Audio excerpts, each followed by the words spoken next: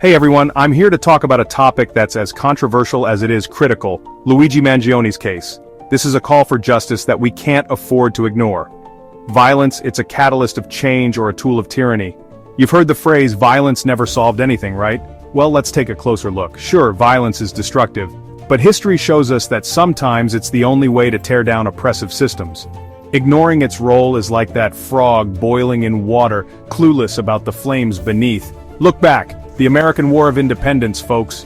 Without it, the United States wouldn't exist. We'd still be a dumping ground for British criminals. Discussions like Luigi Mangione's case, they'd be silenced under authoritarian rule.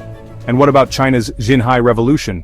Without it, people would still be suffocated by feudal traditions. These violent uprisings, they shattered oppressors and paved the way for freedoms we now take for granted. But let's not get carried away. Violence also toppled despots like Saddam Hussein and Gaddafi. But did it bring peace? No, it plunged Iraq and Libya into chaos. The takeaway? Violence is a tool, not a solution.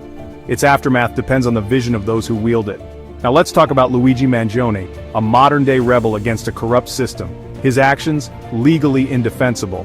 But they force us to confront systemic injustices. United Healthcare's denial of life-saving care in favor of profits? That's a system as complacent as that boiling frog. Mangione's tragic act is a wake-up call, shaking us from our collective apathy. Here's the irony. Real change demands discomfort. Cowards denounce violence to preserve privilege. True courage?